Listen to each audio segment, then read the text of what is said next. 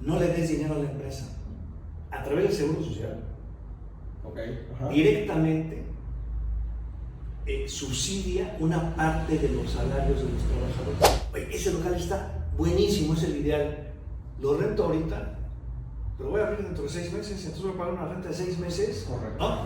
No lo compres ahorita, cuando te den el permiso. Pues es que no me dan el permiso si no digo dónde está el local. Los empresarios pagamos el año pasado 448 mil millones de pesos al Seguro Social. ¿Y ellos que van a recibir? Un sistema de salud malísimo. Señores, ¿cómo estamos? Ya regresamos otra vez a este podcast y hoy tenemos a un gran invitado. Y déjenme decirle que es uno de los grandes líderes aquí en Querétaro. Mi estimado Jorge Camacho, les voy a decir más o menos, él es el presidente de Coparmex, pero más allá de ser presidente de Coparmex también es director de una universidad online, que quiero hablar mucho de eso porque creo que a muchos de ustedes les puede interesar todo esto del tema educativo. Y también, pues me gustaría que nos explicara un poquito, mi estimado Jorge, bienvenido a este podcast. Gracias, Armando. Y que nos platicaras un poquito qué estudiaste, sé que estudiaste actuaría, pero a ver, platícanos, porque mucha gente no sabe qué es actuaría. Sí, fíjate que a mí me gustan mucho los números. Y también, pues en aquel entonces, cuando salí de la prepa, me atraía mucho el sector financiero.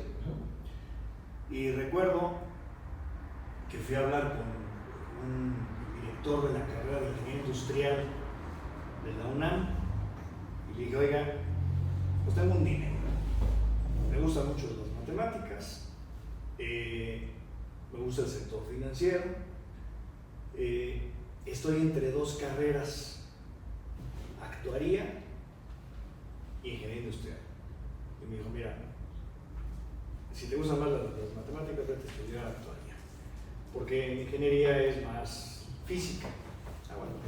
Y entonces, pues la actuaría en realidad es un matemático aplicado al sector financiero, ¿no? Entonces, ese es un actuario, son las matemáticas aplicadas en principio al sector financiero, pero también, yo te diría, las matemáticas las puedes aplicar a lo que quieras, a la administración, estadística, en fin.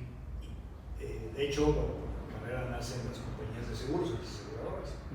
Ahí nace la carrera, los actuarios eran los que actualizaban los planes, las primas de los seguros, ¿no? De cuánto querías cobrar un seguro. Ahí nace la carrera, pero ahora se ha diversificado, ¿no? A muchos segmentos. Entonces, si les gustan las matemáticas, pues esto es la actuaría. Ándale.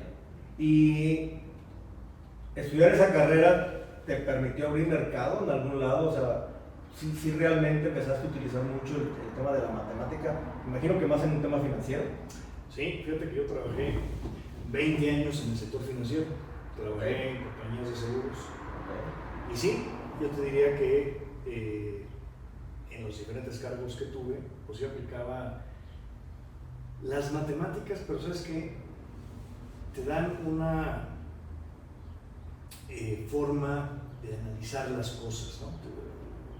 Entonces yo te diría que si me dices ¿qué es lo más valioso que rescatas de haber estudiado actuaría? La forma de cómo abordar los problemas, cómo analizarlos y cómo resolverlos. Porque esa forma de pensamiento pues aplica lo que quieras, ¿no? Y no necesariamente estás aplicando la matemática, estás aplicando un razonamiento, ¿no? Yo te diría que eso para mí fue lo más valioso que aprendí. Sí apliqué las matemáticas en el sector financiero. No te diría que fue algo que, es decir, que estaba todo el tiempo haciendo números, no. Pasé por muchos puestos, llegué a la Dirección General de Compañías Norteamericanas y pues en el camino pues vas aplicando algunas cosas, pero yo te diría más que nada esa parte de eso. ¿Pero siempre aquí en México? Sí, siempre aquí en México. O sea, y de aquí tenías que ir hacia otros lugares.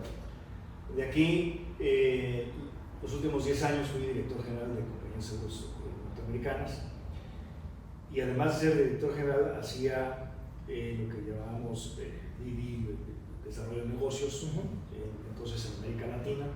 Me tocaba también hacer due diligence de análisis de compañías que queríamos comprar, lo que queríamos hacer con inversiones, entonces hacía esa parte y viajaba mucho pues a Estados Unidos también, ¿no? O sea, sí te metías bien al tema financiero, ya para hacer un due diligence es porque ya traes buen conocimiento y ya sabes qué analizar y qué no analizar. Sí, fíjate que es muy bonito, ¿verdad? Me gustó muchísimo el tema financiero. Me sigue gustando, me atrae. Ya no me dedico a ello. Pero yo diría que fue una etapa de mucho aprendizaje, de muchísima formación, en un momento muy importante para México que tenía que ver con la apertura del Tratado de Libre Comercio. Okay. Entonces, como que fue un parteaguas porque a pesar de que la ley, digamos, permitía que las empresas extranjeras, el sector financiero, pudieran tener hasta el 50%, había una discrecionalidad de la Secretaría de Hacienda que permitía hasta el 30%. Entonces, cuando viene el Tratado de Libre Comercio, se permite hasta el 100%. Y ahí es donde a mí me invitan estas compañías extranjeras que comienzan a comprar compañías mexicanas o comienzan a crear propias empresas aseguradoras con 100% capital extranjero. Me toca ese proceso de transición. Y fue muy interesante porque fue abrir camino de empresas extranjeras que llegaban con nuevos productos, nuevos programas, nuevas formas de venta, etcétera, en un mercado mexicano que de alguna manera estaba cerrado, ¿no? Veníamos de ese sistema proteccionista, entonces pues es abrir un camino a empresas que nos llevaban en muchas cosas muy adelantadas. Entonces era como insertas esas formas en un mercado mexicano. Había que tropicalizar, ¿no? Si lo haces igual que lo hace en Estados Unidos, pues no necesariamente va a funcionar por la cultura mexicana, por las condiciones de México, por la penetración que tenía el sector financiero, etc. Entonces, fue una cosa, ¿verdad?, muy interesante, que de verdad yo aprendí muchísimo. Y bueno, pues eso me ha ayudado hasta el día de hoy, ¿no? Fíjate, está interesante y me gustaría hacerte una pregunta aquí en lo particular. Yo me acuerdo de ese famoso tratado. Que todo el mundo, bueno, después de que salió Salinas, pues bueno, hubo un show, ¿no? Pero creo que había una parte de México que no quería. No, nos van a comer los gringos, que van a venir y se van a apoderar de nosotros y no sé qué. ¿Qué tanta resistencia encontraste tú en el ámbito empresarial? Yo te estoy hablando de lo que yo veía en ese entonces, porque yo no era nada, estamos de acuerdo, pero me acuerdo, justamente me acuerdo que mucha gente hablaba de que no, nos van a comer. Fíjate que sí, había las empresas que no se prepararon. Ajá. Porque además no fue una cosa que surgiera de preparado, o sea, fueron años de negociación. Y hubo un sector empresarial que lo iba a preparar, ¿no? Y empezó a tener una visión hacia el futuro, decir, oye, y más allá de prepararme, estaba en condiciones de competitividad, de hacer alianzas estratégicas. Y empiezo a hacer alianzas pues, con quienes vamos a tener el tratado y voy a sacarle las ventajas al tratado. Quienes se oponían eran aquellos que pues, no querían moverse, ¿no? Que a lo mejor tenían un monopolio o eran un oligopolio. Y decían, oye, pues yo no quiero perder mis condiciones. Y eran empresas que no eran competitivas en términos ni de precio ni de producto, ¿no? Había productos que no tenían buena calidad, pero eran los únicos productores, ¿no? Entonces, para el consumidor, era una mala apuesta. Decías, oye, a ver, hay, no sé, 10 empresas que controlan el mercado mexicano en este sector, en este producto. El servicio es malo, es caro. Oye, pues al consumidor no le conviene. Entonces, la apertura sí obligaba a las empresas a ser competitivas o morir. Entonces, digo, sí hubo muchas empresas que sí se prepararon y otras que a lo mejor decían, oye, hay una oportunidad de hacer algo nuevo, hacer algo diferente, y me voy a hacer una alianza con una compañía norteamericana o canadiense. Entonces, yo creo que fueron más las que sí se sumaron, porque al final del día, digo, pues hoy estamos aquí y muchos de ellos producto de esta apertura comercial que las que querían conservar pues, ciertos privilegios, ¿no? Esos oligopolios, y que pues, les daban unos grandes dividendos, muchísimas utilidades, con productos malos, con servicios malos.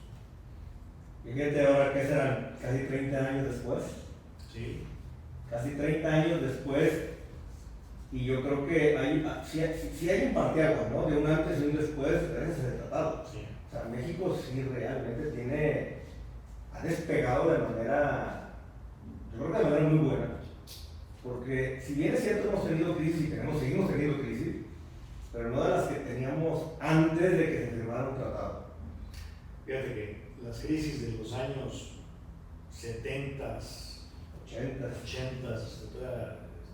última de Cedillo, eran terribles. Bueno, terminaba el sexenio, devaluación, inflación, y otra vez empieza devaluación, inflación.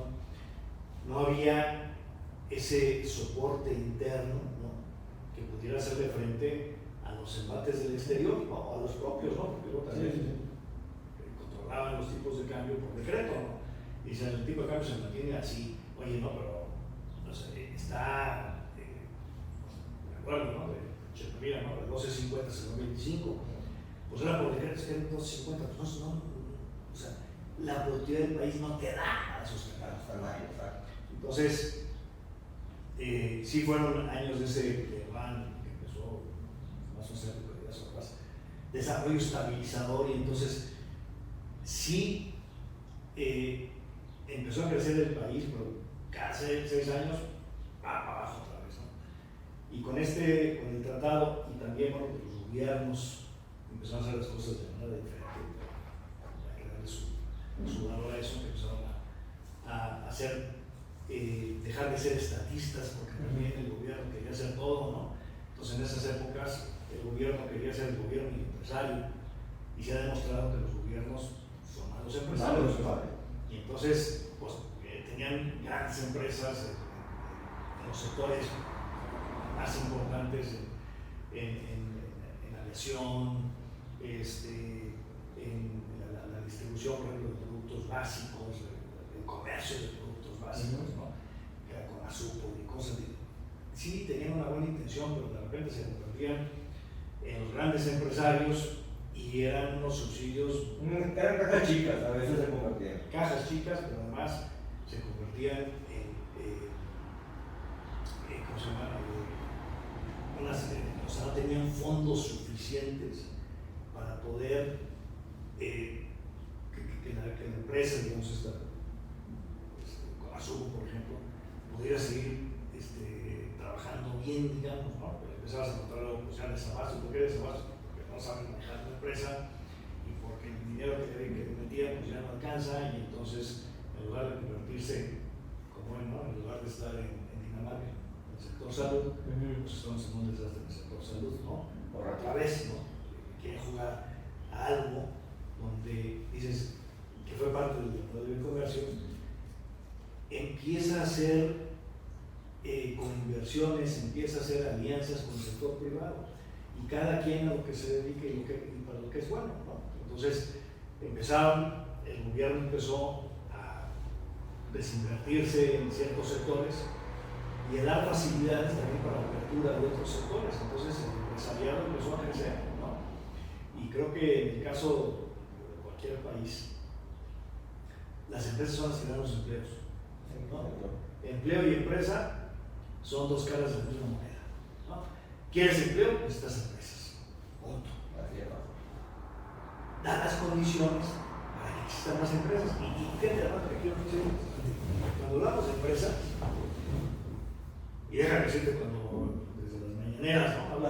Hablan de los empresarios, hablan de los empresarios de los que representan el 1% del país, ¿no? De las grandes corporaciones. Sí. El 99% son muy pymes. Son empresas, el 95% son pymes y micros, ¿no? 15 empleados, 10 empleados, y esas generan el 78% del empleo y el 42% del Producto Interno Bruto. hay más de 1 millón, más de 5 millones, perdón, de esas empresas. 5 millones. Y dices, oye, ese no es el empresario ese que mencionas en la manera. Por eso somos todos los empresarios, la mayoría. Apoya ese sector. Apoya al pequeño restaurante, a la fonda, al comercio, a la zapatería. Ese es el empresario mexicano. Y no hay, y la verdad de este sexenio no ha habido ningún apoyo a este segmento. Imagínate, fíjate, en la pandemia cerraron 1 millón de empresas, 15 millones de empleos. ¿Qué apoyo hubo para que ese millón de empresarios resurgiera? Cero. Pues ya resurgió. Ya volvió a generar los 15 millones de empleos sin ningún apoyo. Tú imagínate, si el gobierno hubiera dicho, voy a dar ciertos apoyos, mejorar condiciones en términos, por ejemplo, impuestos, y te platico una iniciativa con Coparmex que generamos. A lo mejor en lugar de 5 millones de empresas, habría 6 millones de empresas. Y en lugar de que más de la mitad de la población, 55% de la población, esté en la economía informal, estaría en la economía formal, ¿no? Nosotros propusimos, y esto fue directamente al presidente de la República, un plan que era, se llamaba el salario solidario. No le des dinero a la empresa. A través del Seguro Social, directamente subsidia una parte de los salarios de los trabajadores. Entonces el dinero se le va al trabajador. Y esa parte, digamos, se la quitas al empresario. Entonces al empresario le reduces la nómina en términos de dinero. Pero garantizas que el empresario mantenga el empleo y que lo mantenga bien pagado. Está bueno. Entonces, estoy apoyando al trabajador y por ende a la empresa. Y le pongo la condición a la empresa. Te voy a ayudar 6 meses.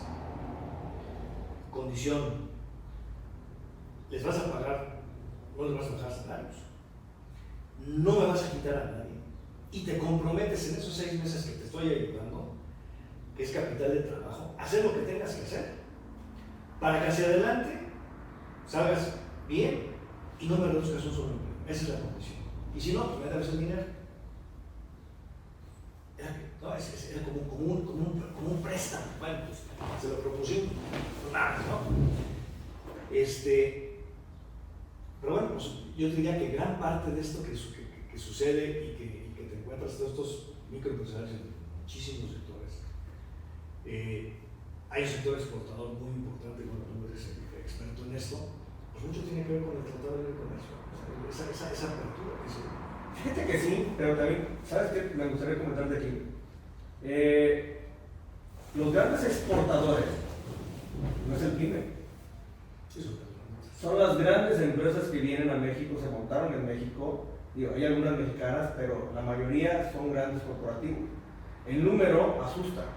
Solamente cerca del 6% de las pymes exportan. O sea, dices, ¿cómo es posible? Por muchos temas y muchos factores, ¿no? O sea, les falta a lo mejor preparación, les falta apoyo, también es cierto. El llegar a recursos para poder invertir en maquinaria, ese tipo de cosas, pues no es tan sencillo a veces, o suele ser un poco engorroso. Aunque ahorita, bueno, con la entrada de tantas fintech por todos lados, ya hay un montón como bancos virtuales, ¿no? Que ahora les llamamos los digitales. Pero sí creo que falta mucho por hacer en el tema de pymes. Y mucho del enfoque, sí es cierto, una empresa, un corporativo enorme que llega y te genera 1000 empleos, 10,000 empleos, ¿no? Hay rangos muy grandes. Y la pyme, pues bien es cierto, pues llegamos y vamos poco a poquito, pero siempre va de menos a más.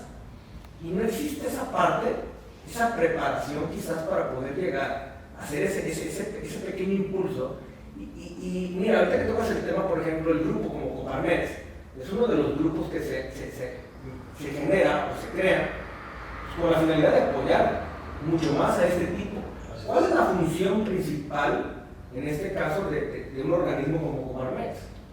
El Coparmex surge en 1929 cuando se estaba configurando lo que hoy es la ley federal del trabajo, entonces era el reglamento del trabajo, y había mucha fuerza de los sindicatos, entonces se estaba yendo la ley, digamos, el reglamento, para favorecer de alguna manera, pues yo te diría, muy cargada hacia la parte del trabajador y de la parte sindical. Entonces un grupo de empresarios de Monterrey dice, oye, pues estamos generando una contraparte para poder negociar y que defienda a los empresarios. Entonces ahí surge el grupo empresario. Y yo te diría que esa línea se mantiene donde Coparmex lo que hace, en principio representamos y defendemos los intereses de las empresas y de los ciudadanos. Ahí nos extendimos, ¿ok? Y lo que al final yo te diría, nuestro gran objetivo es el generar el bien común a través de lo que hacemos. Entonces, migramos de nada más velar por los intereses del empresariado a velar desde nuestro punto de vista, desde luego, por los intereses, yo te diría, de México. Y mira, traemos una defensa enorme del INE.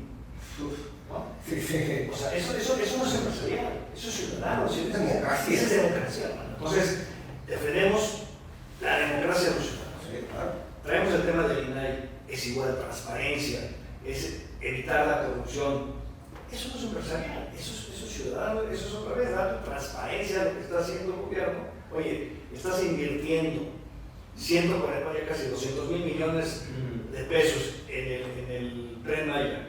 Bueno, pues dime que eso estás invirtiendo, porque son mis impuestos al final del día, ¿no? Lo estás haciendo Es la lana del pueblo. Claro, entonces, ¿no?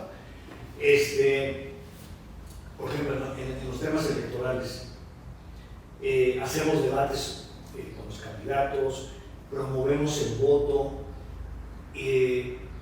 informamos, decimos, oye, pues mira, hay 4 candidatos, candidatas, esto es lo que dicen, esto es su plataforma, o sea, informamos a la gente y le decimos, y ve a votar por quien tú quieras, pero ve a votar, ¿no? Entonces, digamos, es otra iniciativa. Traemos la defensa de la Corte, ¿no?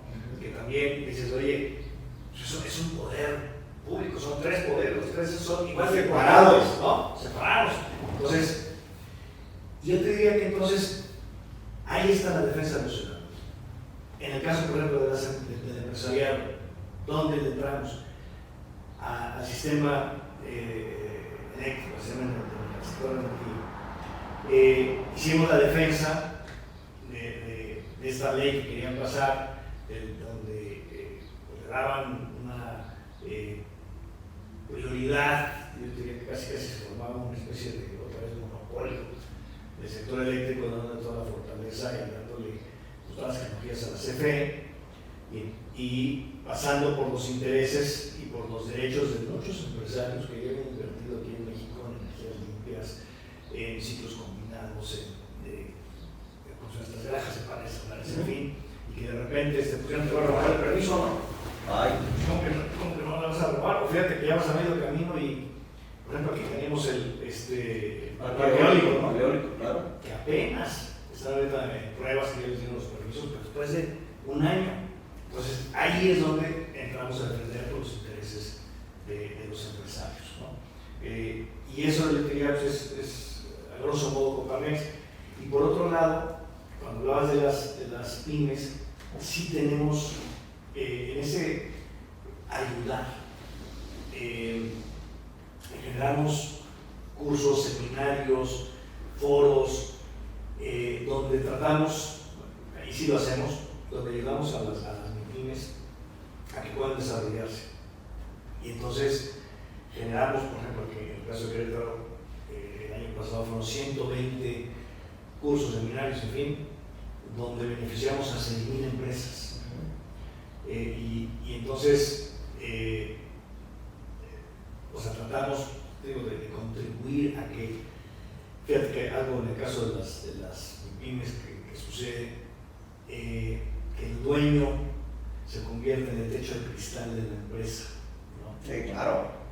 Entonces, si tienes un dueño, una dueña con potencial enorme, bueno, pues la empresa va creciendo, ¿no? Pero bueno, todos tenemos nuestro límite, ¿no? Todos tenemos nuestro límite. Entonces, aunque ese diseño tiene mucho potencial, pero pues ya llegó hasta aquí, ¿no? Ya su inteligencia, sus habilidades, sus competencias, hasta ahí llegaron, ¿no? Sí. Y hasta ahí llegó la empresa. Entonces lo que tratamos es, bueno, vamos a que este empresario pues, pueda seguir creciendo, y en ese sentido, pues su empresa pueda crecer más, ¿no? Sí. Y abarcamos de todos los temas, yo diría, en términos de laborales, fiscales, contables, mercadotecnia, comercio exterior, cuando tú decías, estamos llevando a muchos en trabajo, tratar de abrir el comercio exterior, llevar a algunas empresas, pymes, que puedan tener contacto al mundo. Contacto con el mundo. Ha sido complicado, pero ahí estamos, ¿no? Tenemos giras comerciales, cursos, en fin. Y bueno, y por otro lado, fíjate que tenemos con los jóvenes, en la parte tenemos 20 condiciones de trabajo. Hay, no todas son importantes, pero hay dos donde nos dirigimos hacia los jóvenes, donde tratamos también de generar una cultura de participación ciudadana, de emprendedurismo, de involúcrate en lo que ocurre en tu estado y en tu país y toma las decisiones que tengas que tomar para que puedas incidir e influir, ¿no? Y entonces, en la Comisión de Educación hay son como 40 instituciones, la mayoría de educación superior, y tenemos la de jóvenes empresarios, donde también tenemos capítulos universitarios, donde los representantes de ciertas universidades pues forman ese capítulo y tratamos de decirle, oye, pues, échale ganas, mano, emprende, entonces yo te diría, incidimos también en la juventud, donde desde nuestro punto de vista, como vemos las condiciones del país, etcétera, decimos, oye, pues se necesita que la población y particularmente los jóvenes se involucren desde ya, ¿no? Y comiencen a incidir en lo que ellos consideren conveniente, pero que comiencen a incidir en lo que es este país, ¿no? En el presente del país y hacia adelante, ¿no? Fíjate, ahorita que estás hablando de eso se me vino a la mente, porque justamente antes de entrar a grabar el podcast nos aventamos otro fuera del aire y hablábamos mucho del tema de nearshoring, que hoy festejamos mucho el tema, esa palabra la usamos mucho, y la verdad que estamos esperando que muchas empresas lleguen a México con las condiciones que tenemos, pero que lleguen. Y yo el otro día me tocó estar en un foro donde éramos 4 especialistas en el área de nearshoring, y yo decía, está bien padre porque van a llegar más empresas extranjeras y todo el mundo lo festejamos, ¿no? Creo que hoy los gobiernos se han encargado mucho de festejar la inversión extranjera directa. Y digo, ¿cuándo vamos a festejar la inversión directa de nosotros? ¿Cuándo realmente vamos a hacer que el empresario mexicano, el PYME, empiece a crecer para que realmente empiece a generar? O sea, no el tema del nearshoring, sino mucho el desarrollo empresarial mexicano, que sean de esas empresas que realmente pueden posicionarse, ¿no? Como tenemos empresas muy grandes mexicanas que posicionaron del extranjero, ¿no? Como CEME, Grupo Modelo, y todas esas, pero son muy contadas. Estamos muy acostumbrados a que vengan aquí, nos inviertan, nos contraten y podamos ir hacia afuera, que no es malo, hay que decirlo, porque obviamente generan empleo, traen inversión, traen infraestructura, traen muchas cosas y nos vemos diferentes como país. Pero, ¿en qué punto pudiéramos alcanzar un poquito más y elevar ese porcentaje que tenemos de pymes para crearlos y hacerlos más globales?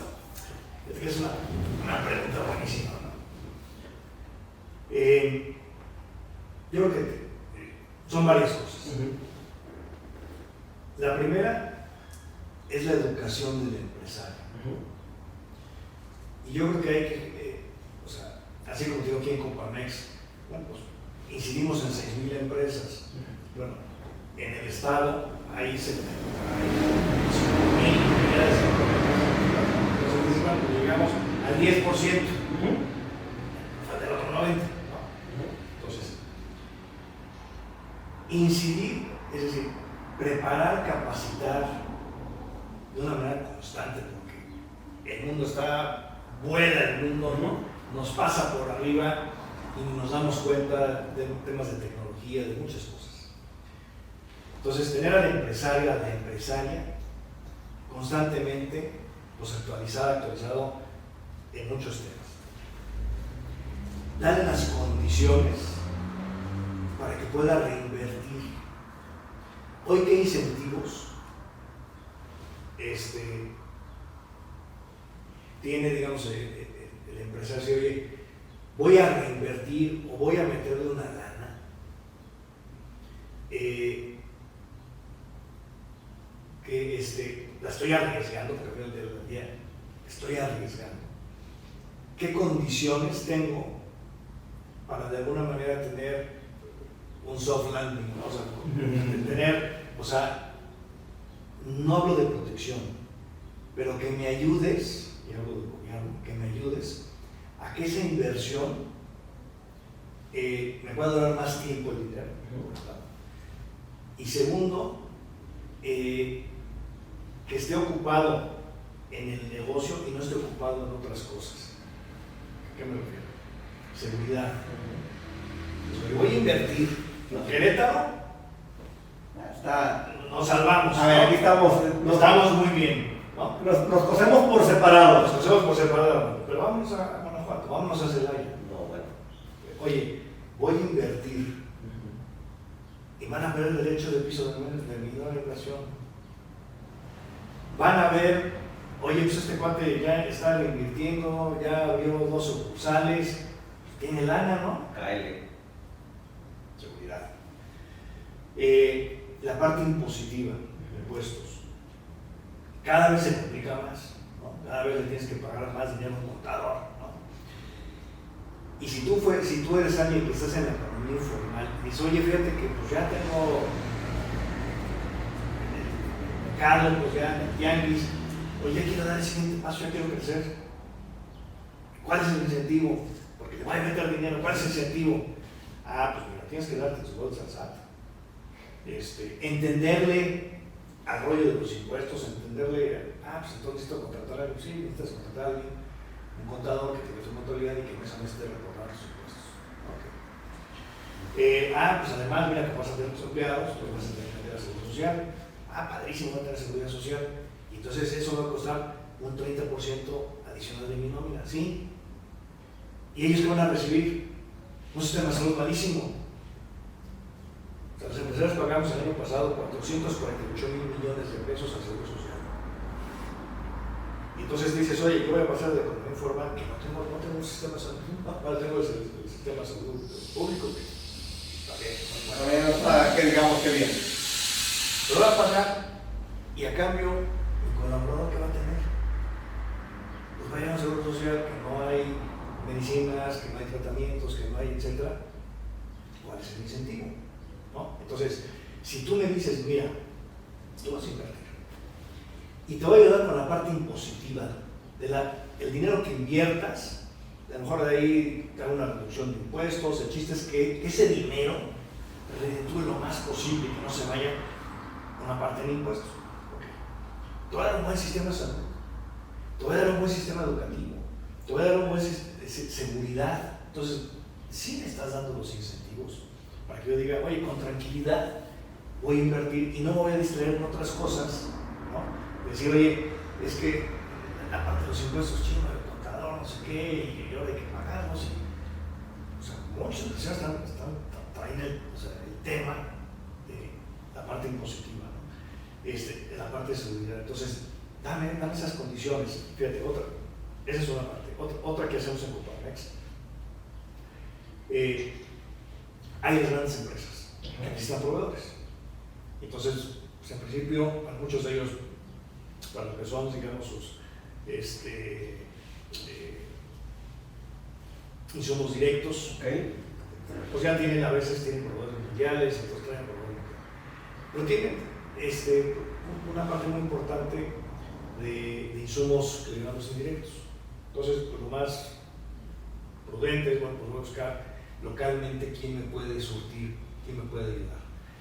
Y hay veces que esa pyme, pues no está preparada para poderle hacer frente a las condiciones de una gran empresa, en términos a lo mejor de calidad, en términos de tiempos, en términos de etc. Y entonces, lo que nosotros hacemos es, bueno, tenemos un programa que llamamos Programa Confiable, entonces juntamos a las grandes empresas, decimos, oye, ¿tú qué necesitas? ¿Qué condiciones quieres o requieres de un proveedor local? Pues estas son las condiciones. Y entonces, juntamos a los proveedores, a las MIPYMES, decimos, oye, ¿tú quieres ser proveedor de estas empresas grandotas? Bueno, pues mira, te voy a capacitar. Te voy a dar es un programa donde al final vas a reunir las condiciones que están pidiendo estas grandes empresas y los vamos a juntar. Yo no te garantizo que te van a comprar, pero te voy a preparar de acuerdo a lo que ellos quieren. Y entonces vamos a tener reuniones porque luego también se convierten en coaches, ¿no? Se convierten en mentores. Entonces, sí se da de que un porcentaje de estas empresas pues finalmente se convierten en proveedores de estas grandes empresas y entonces eso los catapulta porque esos grandes empresas, bueno, pues a lo mejor le compran toda la producción y a lo mejor se tienen que preparar, decir, yo necesito comprar maquinaria, etcétera, para poder surtir a esta gran empresa. Entonces, pero eso lo hacemos nosotros. Si esto fuera a gran escala, entonces pudieras ser una forma de cómo catapultar estas empresas, conectándolas con los grandes y haciendo esa famosa pues, cadena de suministro, ¿no? La otra, por ejemplo, que también lo intentamos ahora con la tecnología, hacer una especie de business to business y uno de marketplace, ¿no? Cuando dices, okay. Hoy las empresas pequeñas, pues cómo venden, ¿no? A través de sistemas tradicionales. Sí. Muy pocas se han subido al tema de tecnología. Sí. No es fácil, hay que invertirle. Algunos dicen, es que ya puse mi página web. No, eso no, más tarde. No, o sea, ya la subí a la nube y compite con las millones de páginas, ¿no? Entonces, oye, pues que el marketing digital. Entonces, nosotros igual nos preparamos, pero bueno, pues es una. Entonces, ¿cómo puedes hacer un conglomerado? Y aquí lo tenemos con el municipio corregidor, donde dicen, oye, queremos potenciar a las empresas del municipio. La mayoría son MIPYMES. Bueno, pues vamos a hacer, tenemos una plataforma de business to business, y entonces te pones la plataforma y tu municipio trépalas, que se suban a la plataforma, pero hay que enseñarles a comerciar dentro de la plataforma, ¿no? Ya me subí, y luego, bueno, pues mira, cómo comerciar dentro de la plataforma, ¿no? Entonces, y eso, bueno, pues sí se puede hacer entre las empresas del municipio, pero, oye, pues, empieza a entrar gente de otros lados, y entonces, pues pueden generar comercio con las empresas del municipio. Entras en temas de logística, bueno, pues ya me compraron, bueno, pues me entregan, ¿no? Entonces, yo diría, grande lo que hay que hacer, ¿no? Pero ahí es fíjate donde con Palmestre sí trabajamos de manera muy cercana con los objetivos comunes, así como defendemos los intereses, también trabajamos con los gobiernos, con los tres poderes públicos, con todos los niveles, y hacemos cosas donde decimos, oye, por ejemplo, te platico de corregidora, oye, a nosotros nos interesa apoyar a las MIPYMES, a ti también, pues vamos a hacer algo juntos, ¿no? Hace más falta eso, el que podamos hacer esas sinergias, ¿no? Y sí hacer programas, como tú decías, lo que hace rato de hecho China, programas de largo plazo que trasciendan los sexenios, porque no es un programa que se resuelve en un año. Exacto, no hay manera. No hay manera, entonces, que trasciendan los sexenios y que llega un nuevo gobierno y dice, oye, pues este programa viene caminando, pues, y está blindado para que siga caminando y trabaje con el nuevo gobierno, y que eso pueda, pues en el caso de las MIPYMES, el país en general, poderlo potenciar, por un lado preparar las MIPYMES, por otro lado poner las condiciones, ¿no? seguridad, la parte impositiva, educación, salud, que es lo que le da movilidad social a un país. Sí, y creo que el tema de lograr quizás el coadyuvar o el tener un acercamiento con los gobiernos es lo que también va a hacer que las cosas sucedan, porque si bien es cierto, digo, México es un país que es complicado hasta en el tema de tratos a gobiernos, permisos, dar de alto un negocio, o sea, todo eso, nada más para sacar una cita, nada más en el SAT, bueno, es un viacrucis hoy en día poder sacar una cita, y si a eso le sumamos que pagar los impuestos también está canijo, porque aquí como que nos gusta hacer las cosas muy difíciles, ¿no? O sea, lo más difícil que puedas hazlas para que se las vean bien complicadas todos, o sea, para que haya siempre cómo agarrarlos. O sea, no lo sé, y creo que ahí es donde nos falta quizás simplicidad. O sea, ¿para qué nos complicamos tanto la vida? O sea, un país donde tiene cambios cada trimestre de las reglas misceláneas, un país donde cada año quieren cambiar algo fiscal, un país donde te cambian los métodos de facturación, un país, yo digo, a ver, espérenme, está bien que sea nuestro mejor socio, ¿verdad? Porque sí, el SAT es el mejor socio que tiene cualquier empresa, cualquier emprendedor, pero no nos las pongas difícil. Y entras en el tema de la cultura regulatoria y luego hablas, ¿no? Quieres abrir una empresa, licencias de funcionamiento, y depende del giro, pues digo, hay algunos que nada más se quedan permisos municipales, entonces es lo más sencillo. No, pues es que el giro requiere un permiso federal, permisos estatales y permisos municipales. Es un viacrucis. Meses. Y dices, oye, pues ya compré el terreno, por decirte, ¿no? Que vas a poner ahí una fábrica, no sé qué. Pues ya compré el terreno. O voy a rentar un local. Oye, ese local está buenísimo, es el ideal.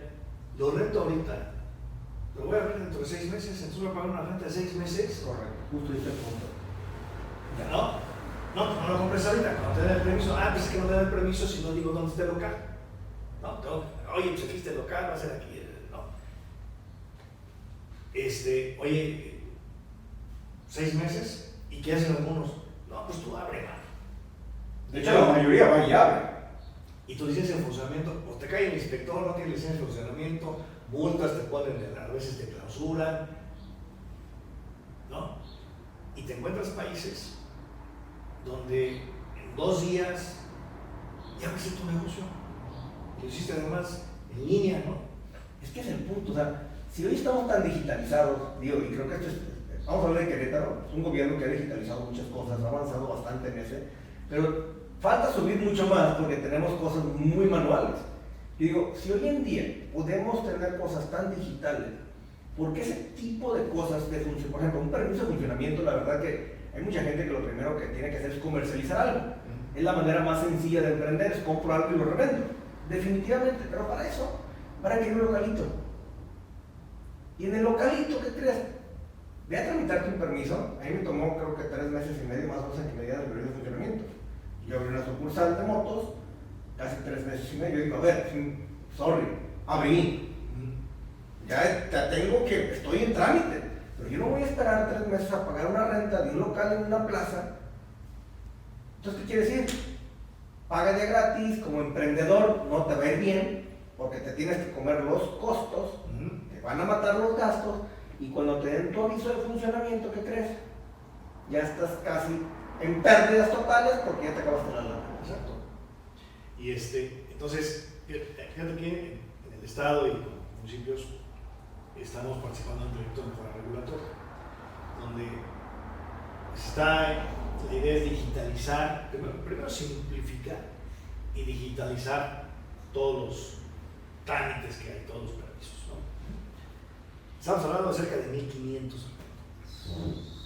1,500. Así es un montón. Son todos, ¿no? Un montón. No te aplican los 1,500, No, ¿no? claro, Pero, o sea, sí hay una tramitología y además el tema es que está en ley, o sea, no es de que, oye, pues vamos a inventar una cosa, no, o sea, las leyes federales, estatales, municipales, los reglamentos, así lo establecen. Entonces, estamos en esto de decir, a ver, vamos a simplificarlo primero, ¿no? Y a lo mejor alguno que se puso algún día, porque en ese entonces se justificaba, pues ya no se justifica, quítalo. Oye, es que esta ley, pues modifica la ley, ¿no? O sea, haz una modificación a la ley o al reglamento y pues lo quitas. Entonces, digamos que estamos en ese proceso. Y sí, la idea es, bueno, pues simplificarlos y que sean todos digitales, de manera que, bueno, pues no tengas la necesidad de andar yendo de un lado para otro, que exista un expediente único, porque hoy haces un trámite y te piden el acta constitutiva, bla, bla, bla, y luego vas y haces otro trámite y los mismos papeles. O el RFC. El RFC, exacto, ¿no? Y entonces, pues un expediente, oye, a ver, ya subiste tu RFC, ya subiste tu acta constitutiva, ya tienes tu línea ahí arriba, en la nube, bueno, pues ya no me lo pidas otra vez. Ahí lo tienes, ¿no? Entonces, eso simplifica, ¿no?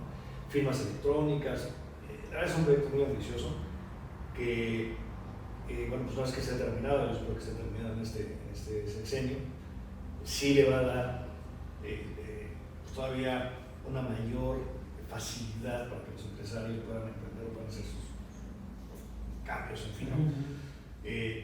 Fíjate, 3 meses y somos el primer lugar en mejora regulatoria.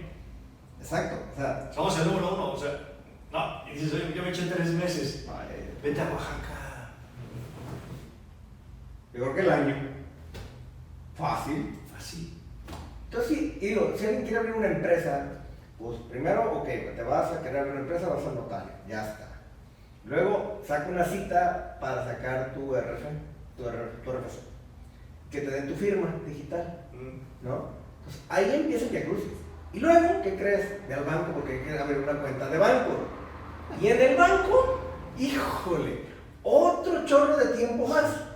Entonces yo digo, abrir una empresa en México, a pesar de que somos un país con mucha inversión, que está avanzando rápidamente, que realmente creo que no vamos mal, llegar todavía y tener 2-3 meses para tener una empresa lista, está complicado. Hace 3 semanas, que te platico lo que pasó, yo abrí una empresa en Estados Unidos, que voy a abrir una empresa,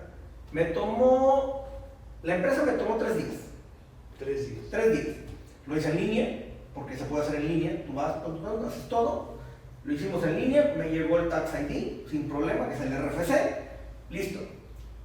Hice una cuenta de banco virtual, también digital, me tomó, ¿qué? 2 días. Una semana yo tenía empresa y cuenta de banco. Yo digo, a ver, ¿qué pasa? Me queda claro que nosotros estamos en un tema de confiabilidad. Somos un país no tan confiable y pagamos justos por pecadores muchas veces, ¿no? Y eso hace que a lo mejor esto sea tan engorroso. Pero también creo que nuestro sistema, yo creo que el legislativo y el ejecutivo principalmente, no están yendo a la par de lo que está pasando nada más en México, no hablo del mundo, o sea, no estamos yendo, creo que va más rápido la sociedad hoy en día en temas de tecnología que lo que va un gobierno.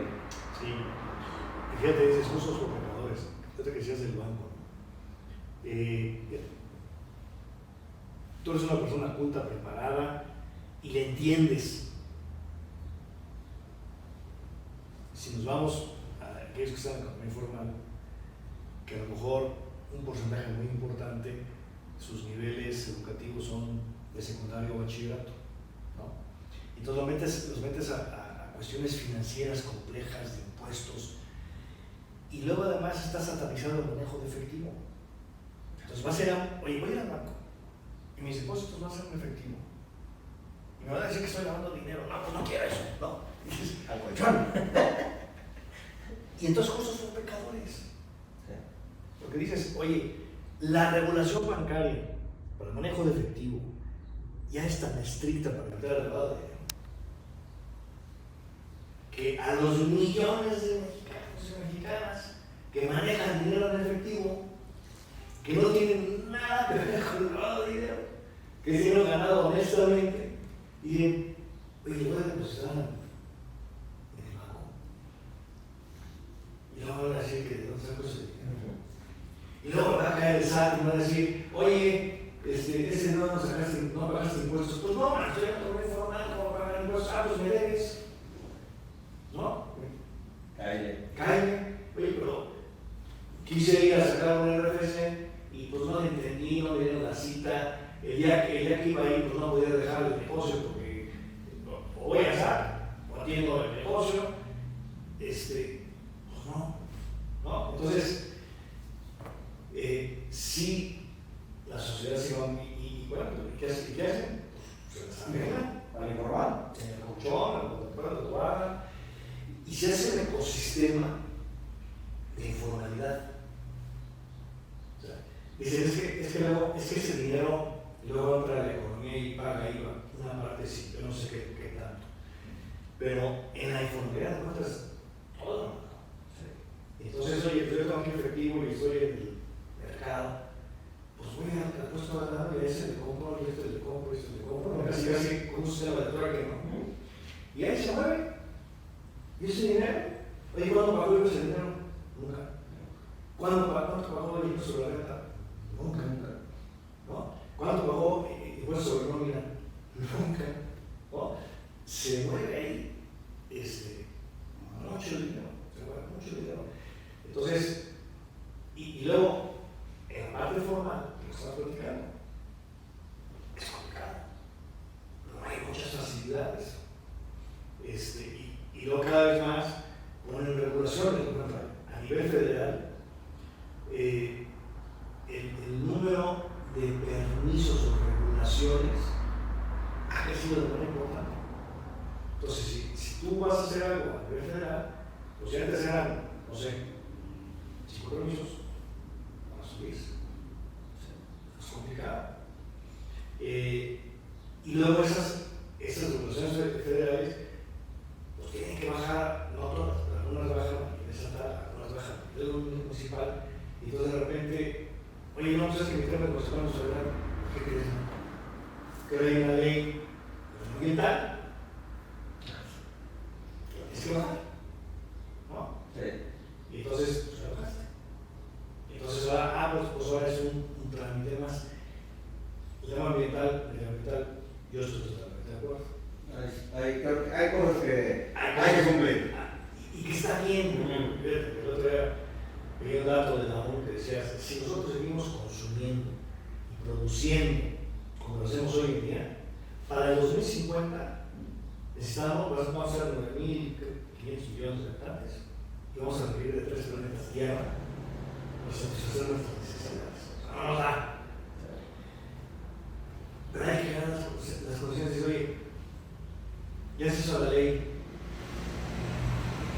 Solo tienes que cumplir. Oye, ¿por qué no hicimos todo un mecanismo de preparación?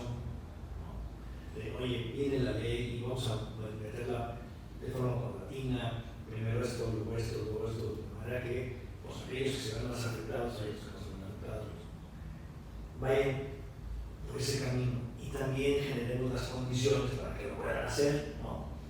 Porque, ¿qué pasa? Bueno, pues, otra vez, tenemos unos que dicen, se oponen, dicen, no, a mí ese tema no le quiero entrar, no le voy a entrar, que la economía circular es para mí, y entonces voy a parar. Le digo, sí, yo estoy de acuerdo. Sí estoy de acuerdo en ser amigo del medio ambiente, sí estoy de acuerdo en cuidar la casa común. Pero eso no lo sé. No tengo el dinero, implica inversión. Implica inversión. Vamos a ver las condiciones, cómo me ayudas, cómo nos ayudamos entre todos para que eso pueda suceder. ¿No? Y ahí es donde nos falta esa sinergia entre todos y particularmente con los gobiernos o ciudadanos. Sé que el tema, creo que la base de un país, la base de una ciudad, la base donde queramos verlo es el tema educativo. Creo que sí tenemos zonas, sí tenemos lugares donde no tienen el nivel de educación que deberían de tener, por las condiciones que tú quieras, ¿no? Pero sé que tú también decidiste meterte seguro. Sí. Y de lleno. ¿Por qué? ¿Por qué dejar la iniciativa privada y decir, ya no, quiero irme por mi lado? Fíjate que es una historia larga e interesante. El tema fue familiar. Okay. Cuando estaba en el sector financiero, yo tenía mi siguiente puesto, era una presidencia para América Latina. Okay. Iba para ahí. Sin embargo, pues, yo tenía en ese momento, que yo era director general de 2 compañías de seguros, era G Capital. Pues yo estaba en mi casa el fin de semana. Okay. Entre semana andaba en un avión, andaba viajando, estaba en la oficina, muchísimos compromisos. Y llegó un punto donde era, me voy para allá, a la presidencia de América Latina, con mi familia, porque era un papá y un esposo ausente. Y decidí con mi familia. Entonces arreglé con G mi salida un año antes, bueno, pues un año me voy, en fin. Y entonces en ese año dije, pues, ¿qué voy a hacer? Bueno, Tengo que ocuparme. me tengo que ocupar. Y no me voy a ir a otro corporativo porque pues, va a ser exactamente igual, entonces tengo que pues, hacer otra cosa. Entonces decidimos venirnos a Querétaro y empezar a hacer. ¿Vivías en Ciudad de México? Vivía en la Ciudad de México. Okay. Y entonces fue decidir, pues, voy por mi familia y voy a comenzar de nuevo en algo que me permita estar pues, más tiempo con mis hijos, con mi esposa. Y nos fuimos a Querétaro. Y entonces dije, bueno, pues, ¿qué voy a hacer? Y bueno, pues voy a aprender a ser empresario, porque ser ejecutivo de una empresa es totalmente diferente a ser empresario. Y vi 3 sectores que podían, creo que tienen potencial: educación, salud y tecnología. ¿Y en dónde? En el sector de las clases medias bajas. ¿Por qué ahí? Primero, pues, en términos de número, y segundo, porque los servicios que tienen estos temas son muy precarios, no son malos. Entonces, pues invertí en los 3, en salud, en educación y tecnología. Y finalmente, con el que me quedé al último, a través del tiempo, fue con educación, ¿no? Y damos servicios educativos al sector trabajador desde nuestro origen. Como recordarán, CNCI era el Colegio Nacional de Cómputo Inglés y dábamos clases de computación. Vino el boom de las computadoras personales, entonces pues compraban la computadora personal, pero no sabían cómo usarla, el Office, Excel, PowerPoint, todo eso, ¿no? Y luego fuimos migrando a la educación formal.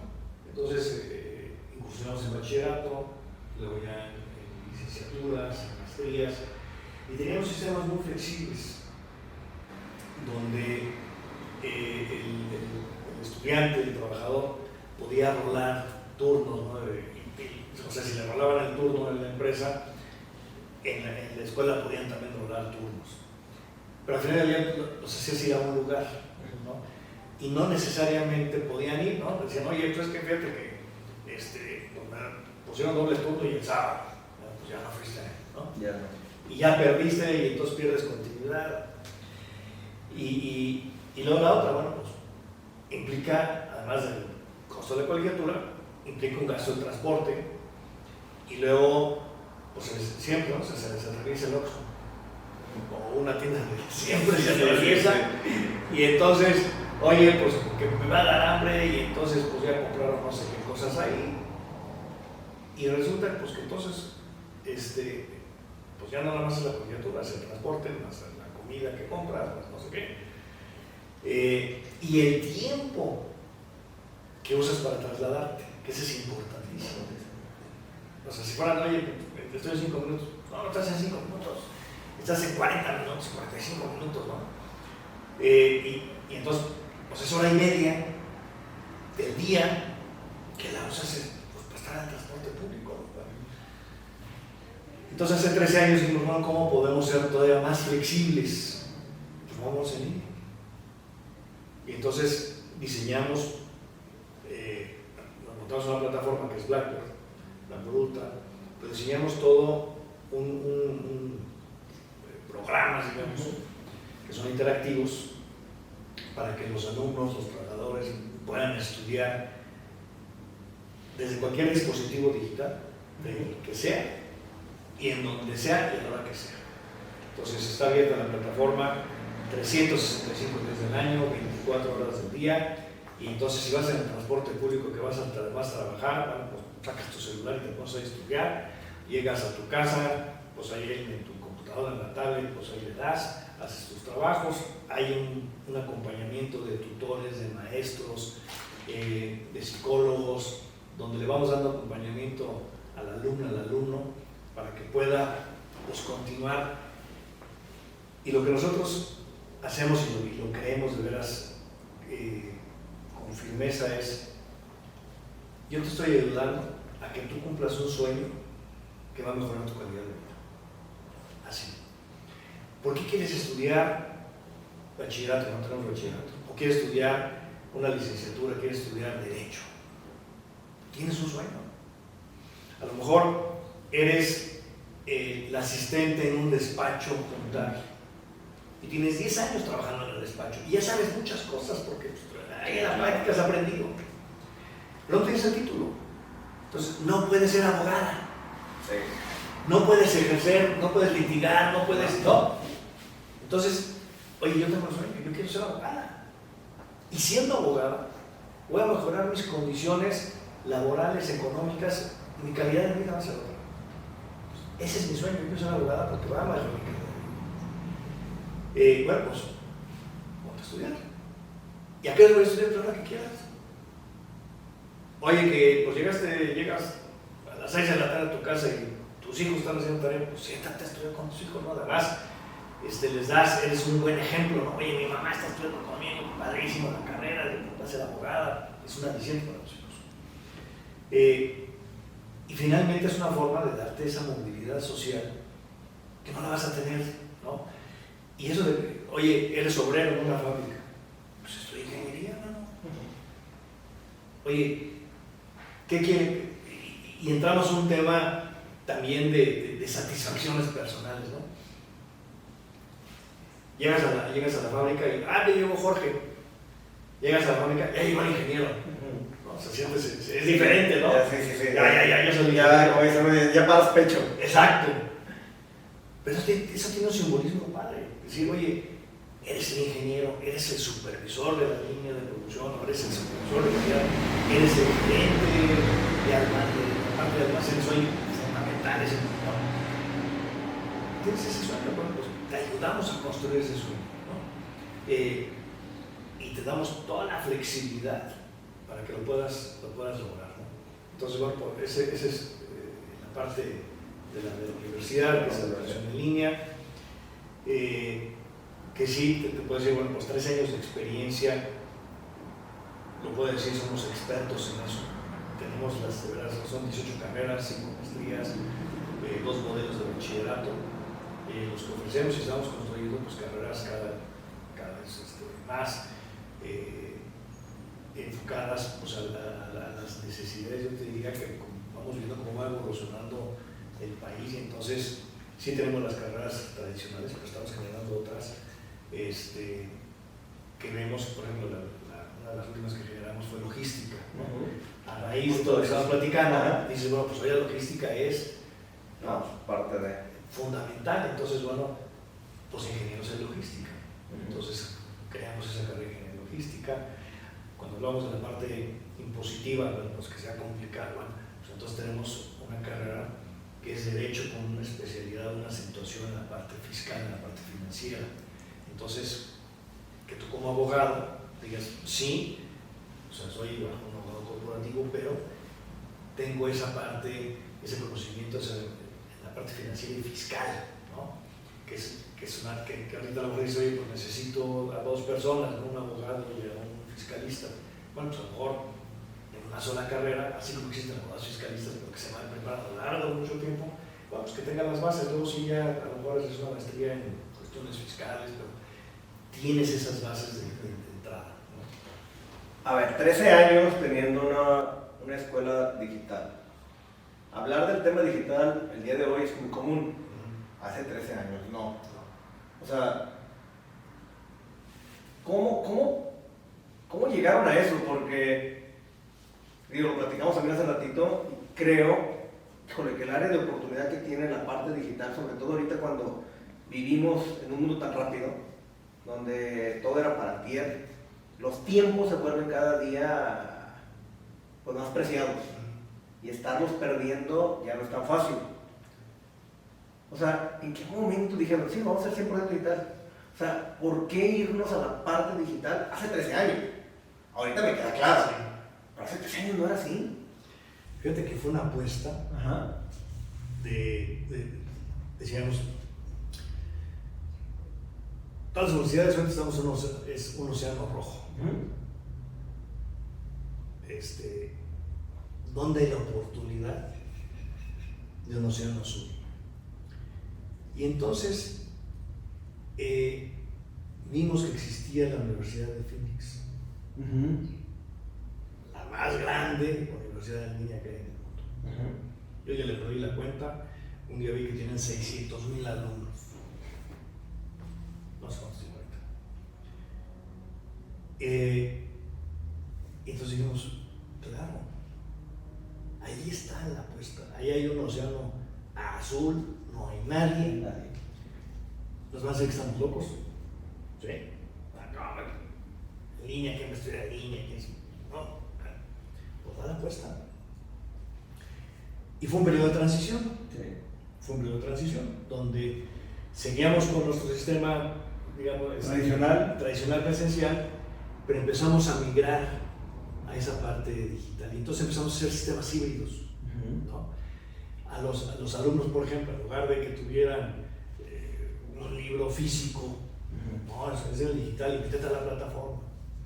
Oye, en lugar de que hagas el trabajo y me lo entregues, no, súbelo a la plataforma.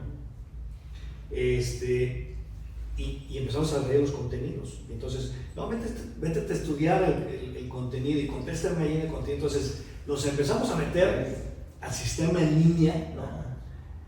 Pero vete el sábado. Y aquí repasamos todo lo que estudiaste en línea, ¿no? Y así fue el proceso de transición. Hasta que luego los alumnos decían, ¿para qué quiero el sábado? Mejor en línea. ¿Para qué me haces ir el sábado? No puedo. Y empezó esa transición. De suerte que, por ejemplo, antes de la pandemia, ya traíamos un 80-20. 80% de los alumnos 100% en línea y 20% que querían pues todavía ¿no? Ir a la clase presencial, ¿no? Pero hacían todo en línea. Y luego llega la pandemia y pues ¿qué crees? Ya. No, pues les cayó, pero o sea, estabas preparadísimo. La gente, los alumnos que decían, es que quiero ir, pues ya no, olvídate, ¿no? Ya no. Y entonces, pues ya. Y hoy es absolutamente 100% en línea. Ya estábamos 80-20. Y fíjate, sí la pandemia vino, pues yo te diría, a promover lo que es los estudios en línea, también el home office, etc. Que es importante decir que estudios en línea no es un Zoom, ¿no?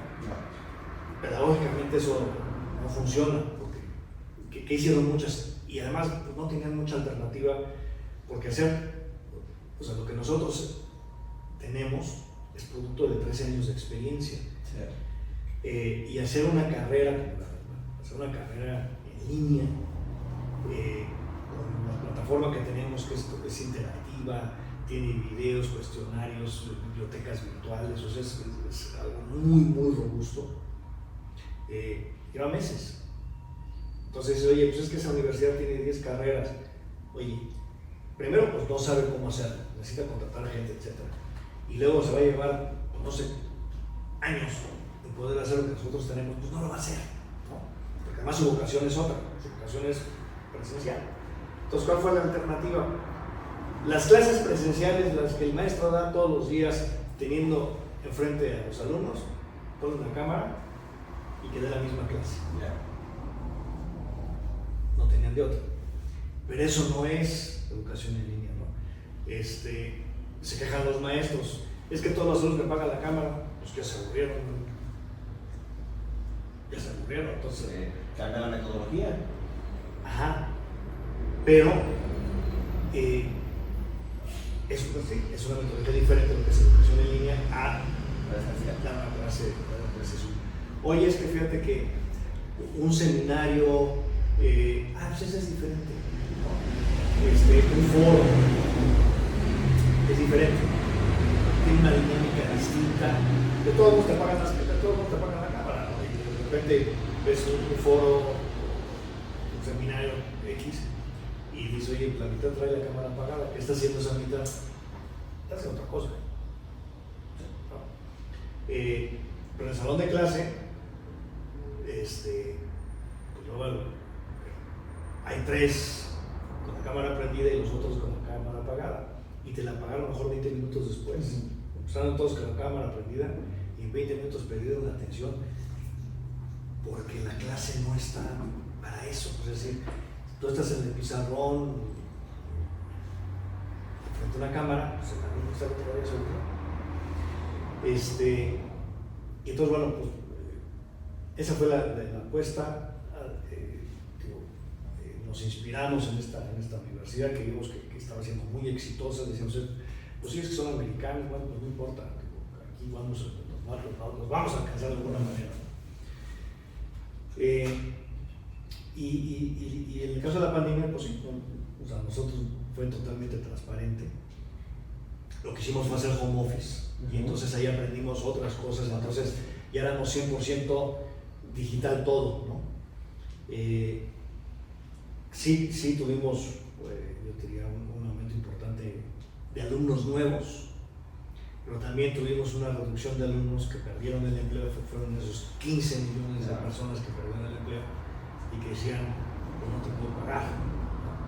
Entonces yo diría que ahí más o menos hubo un equilibrio, y terminada la pandemia, y bueno, durante la misma empezamos a hacer una recuperación importante de alumnos, decir, bueno, esperamos que ya tengas un empleo y que quieras continuar pues ese sueño que te planteaste pues hace algunos años. Entonces, pues ahí vamos hablando, vamos creciendo bonito.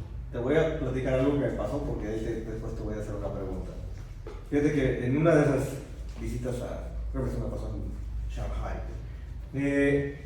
estaba platicando con una persona que nos presentaron. Ellos estaban llevando temas educativos y nos estaban hablando de un programa que habían creado con Corea del Sur y la Universidad de Beijing, donde estaban creando la universidad del futuro, la universidad creadora de genios.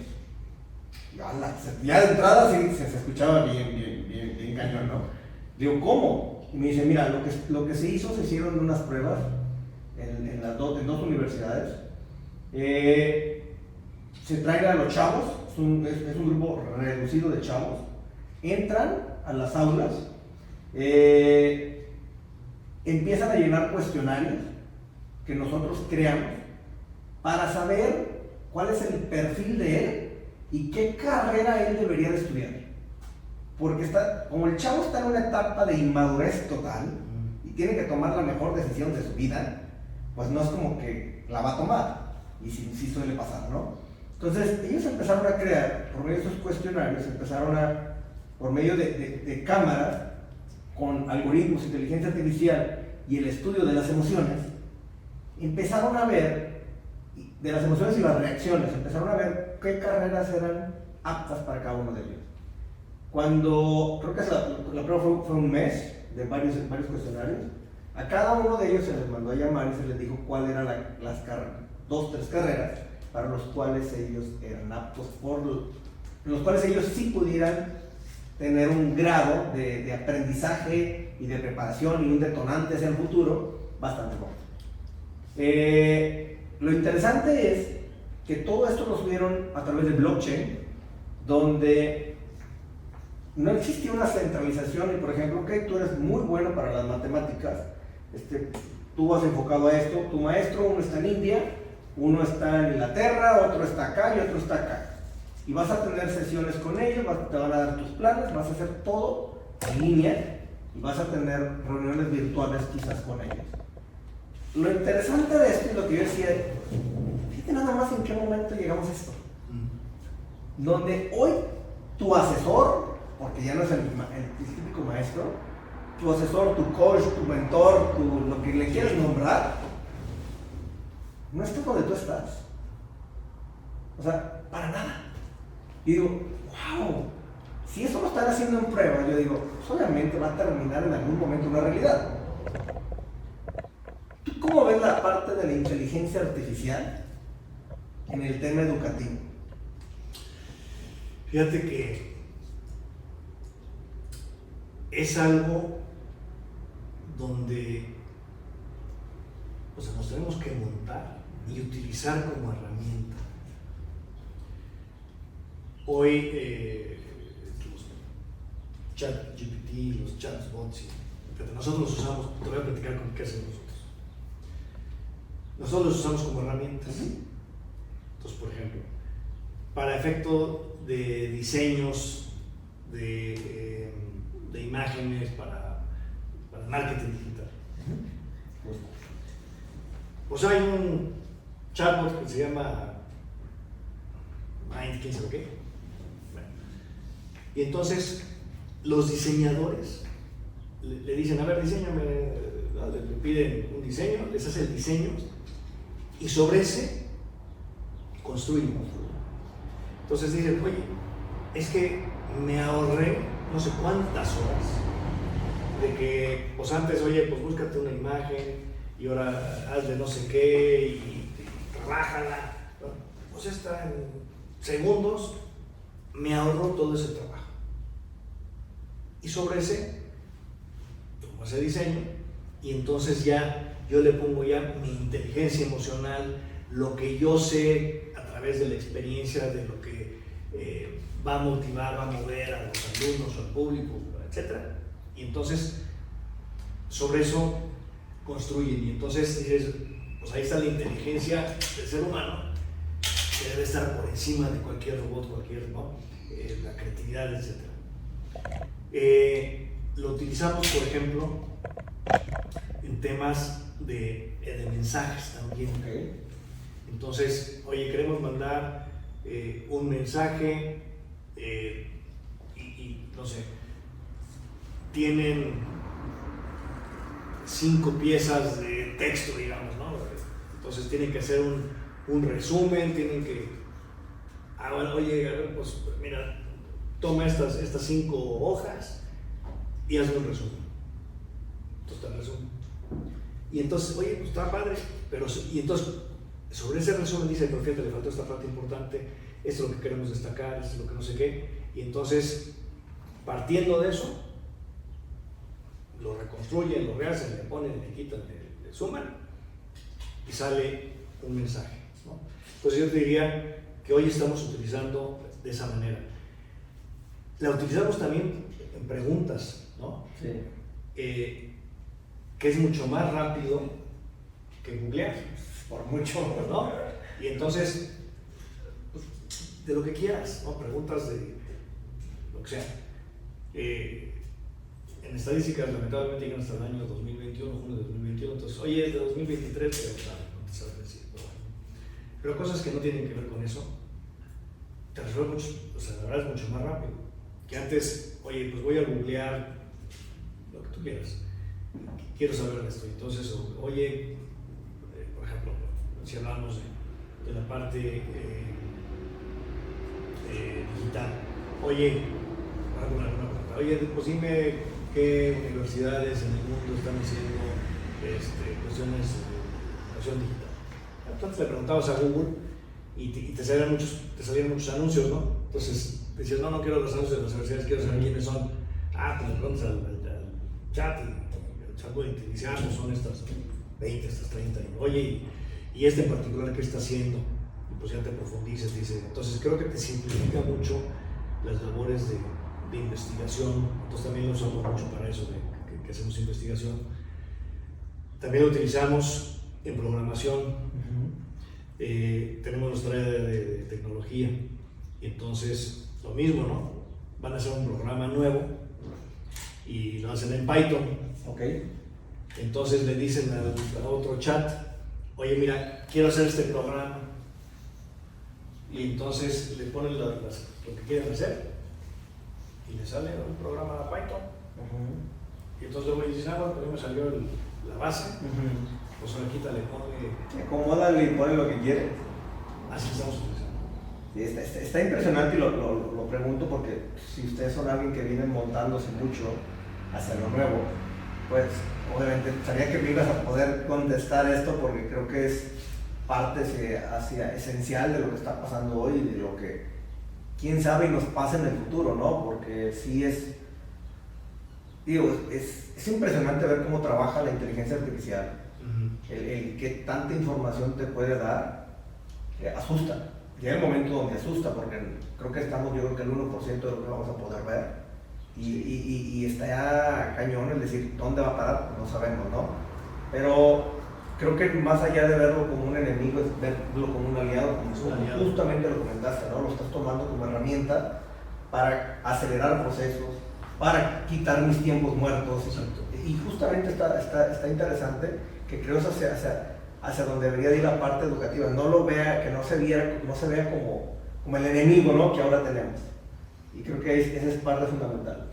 Yo te diría que son herramientas, y también, por ejemplo, pues está el tema de la realidad virtual, que también igual, o sea, hoy ya existe, ya es así, y muy pronto vas a poder entrar tú con tu imagen, así como ahorita estamos aquí en esta sala, pues tú vas a estar, no sé, en Hong Kong, hay entonces en Hong Kong, y yo voy a estar a lo mejor en mi casa, y vamos a estar en esta sala, ¿no? Tú con tu imagen, tu holograma, yo con mi holograma. Eso ya existe, hoy es caro, se va a democratizar, y más pronto de lo que pensemos, así va a estar. Y entonces en la parte educativa, que hoy, en nuestro caso, bueno, estás en una plataforma, y sí tenemos algunas clases virtuales. No es un salón de clases, es una clase diferente, pero eventualmente vas a poder estar en un salón de clases donde puedas, pues, compartir con tus alumnos que están en todo el mundo, con tus compañeros que están en todo el mundo, ¿no? Los vas a poder reunir en un lugar y poder platicar como estamos ahorita tú y yo platicando, y muy probablemente nuestros hologramas sean exactamente así como lo vemos tú y yo ahorita, y podemos tener esa conversación, esa socialización distinta, ¿no? Y eso ya está, y no tarda mucho que comercialmente sea rentable eso. Sí. ¿Qué viene para ti? Porque ya llevas, ¿qué será? 2 años en presidencia de Coparmex. Es mi tercer año. Sí. Es tu tercer año. ¿Qué viene para ti? Entonces, sé que son 3 años, ¿no? Son 3 años, Alberto. Pues mira, a mí me gusta muchísimo la participación ciudadana. Creo en ella. Firmemente creo que participar como ciudadano en asuntos públicos es parte de la solución de este problema. Sí. Entonces, terminando, yo voy a seguir participando.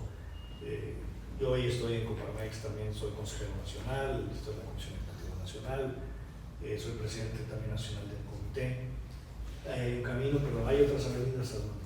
Entonces, sí, yo te diría que yo estoy abierto a las oportunidades, y donde yo pueda contribuir de mejor manera, así lo voy a hacer. ¿Qué te gustaría a ti? Sé que eres una persona que le gusta, se ve que el afán de servir, el que te gusta llevar el mensaje, el no ser egoísta, el compartirlo, y esa es parte fundamental. Y creo que las personas que tienen ese ímpetu, que tienen quizás esa facilidad de poder hacerlo, pues son personas que deben de seguir trascendiendo, ¿no? En el ámbito social. Mira, yo te diría, hay 2 caminos, el camino privado y el camino público, ¿no? Donde se dé la mejor oportunidad, yo estoy dispuesto y donde realmente pueda incidir de mejor manera, ¿no? Sí. Entonces, si en la parte privada donde estoy es donde mejor puedo servir, ayudar, me voy por ahí. Si existe alguna oportunidad en la parte pública y es ahí donde yo puedo tener una mayor incidencia y ayudar, me voy por la parte pública. Entonces, está interesante saberlo, digo, porque creo que tienes el don, no todas esas personas quizás lo tienen, el de poder salir a comunicar. Creo que eres una persona que comunica, has estado casi 3 años aquí ya en Coparmex y tienes el conocimiento, el know-how, quizás es el ímpetu de poder ir a tocar más personas. Entonces, pues, si tienes la oportunidad, va a haber que hacerlo, al final de cuentas, ¿no? ¿Y qué buscaría en este caso Coparmex? ¿Qué te gustaría a ti, suponiendo que ya salieras? ¿Qué te gustaría que continuara, que se estuviera haciendo más aquí? Pues mira, yo te diría, fíjate que Coparmex es una institución, una gran institución, sí formada por personas, pero la institución es muy sólida, te arropa la institución. Entonces, yo te diría que quien me suceda, estoy seguro que va a montarse, digamos, donde yo dejo la presidencia y esa va a ser su punto de partida. Y de ahí va a seguir creciendo y va a seguir aportando y va a hacer más cosas. Porque así, de hecho, así funciona Coparmex, ¿no? Yo, cuando entro a la presidencia, pues soy parte de una plataforma que mejora Jiménez, ¿no? Entonces, aquí mejora Jiménez, bueno, pues ahí para arriba, ¿no? Y ahora, bueno, pues Jorge Camacho deja esto, y bueno, pues ahora que la o el que siga, pues ahí para arriba, ¿no? Correcto. Y también, Coparmex, nosotros en Confederación estamos con más de 100 representaciones, buenos centros empresariales de creación, representaciones en el país. Todos somos voluntarios, todos tenemos esa visión de vamos a ayudar, vamos a contribuir a generar bien común. Entonces, también te que ser esa sinergia, ¿no? Entonces, es algo que te arropa, pero también te empuja, te impulsa. Y estoy seguro que Coparmex Querétaro va a seguir siendo un sindicato patronal, somos un sindicato, que va a seguir incidiendo de manera positiva en el Estado del país. Seguro de eso. Es que creo que, a diferencia quizás de otros estados, hablo por ahorita por Querétaro, donde estamos, Coparmex Querétaro tiene una gran representación, es una gran plataforma. O sea, en tu caso, que eres el líder de Coparmex prácticamente, pues es alguien que ya toca montones de negocios. Tiene la oportunidad de transmitir, porque si algo tiene este estado es que sí se ve mucho el impulso empresarial. Es un estado que a mí me preguntan mucho, pero yo vengo de Colima, y pues Colima es un estado que muchos años estuvo bien y tiene muchos años estando muy mal, pero muy. Y me preguntan, ¿pero cuál es la diferencia? Uno, el educativo, le digo. 2, que hay un poder empresarial y de unión bastante fuerte aquí. Y creo que eso se logra a través de las organizaciones como esta, que tú presides. Fíjate que sí, en Querétaro ya ha sido que ha ido evolucionando, fíjate que ahora se ha consolidado.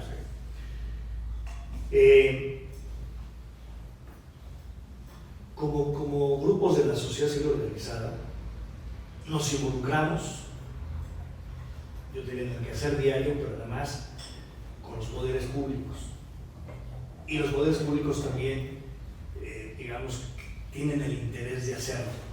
Entonces, es una combinación muy buena, donde dices, hagamos ejercicios de gobernanza, ¿no?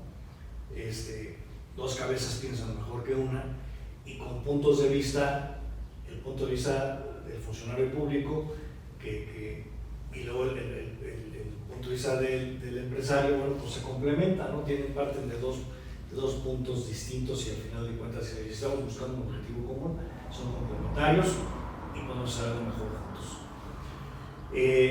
Entre los, digamos, le llamamos líderes y presidentes de organismos empresariales, de colegios y asociaciones, nos hemos agrupado. Y formamos un grupo que se llama así, Líderes y Presidentes.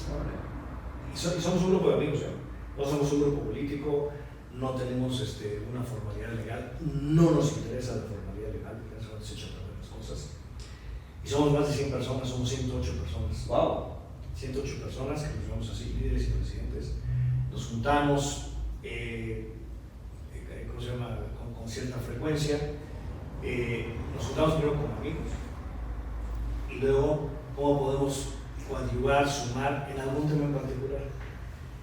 Y no todos jalan, es decir, por ejemplo, si vamos a ver un tema, por decirte, hablando de mejora regulatoria. Oigan, ¿quiénes están interesados? Vamos a incidir en a lo mejor levantan la mano 20. 20. Luego alguien dice, oye, fíjate que de turismo, pues ahora que viene las vacaciones, oye, pues ¿por qué no hacemos una promoción X de turismo? ¿Quiénes se suman? Entonces, por que se suman ahí otros 25, 30. Entonces, esos trabajan en ese tema, ¿no? Y esto ya tenemos 2 años que empezamos que nos formamos. Y funciona muy bien. Porque algo también en corto, ¿no? O sea, no necesariamente es así, de repente alguien me habla, oye Jorge, fíjate que voy a sacar un foro, por decir un caso concreto, del IMEF, gente del IMEF me habla y me dice, oye Jorge, fíjate que vamos a tener nuestra foro anual, puedes sumarte, nos puedes apoyar, claro que sí, vamos. Entonces vamos juntos y alguien más se sumó. Entonces algo ya más en corto, ¿no? Los hoteleros, por ejemplo, ¿no? Oye, pues alguien va a tener por ejemplo, ahora que hubo lo del supply chain de la automotriz, ¿no? Entonces, pues alguna llamada a los hoteleros, ¿no? A los presidentes, oye, por ejemplo, Renato, ¿no? Que estuvo ahí, fue uno de los organizadores, ¿no? Renato también nuestro señor de la empresa de automotriz.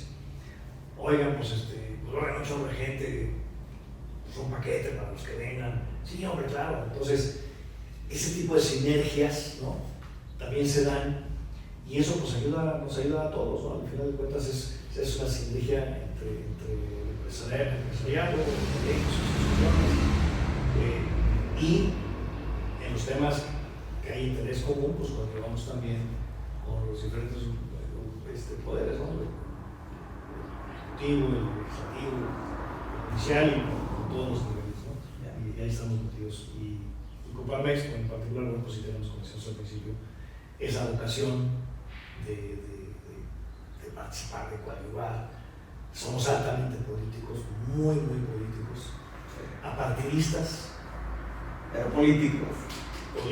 Y entonces, porque al final del día creo que una forma de incidir es a través de la política.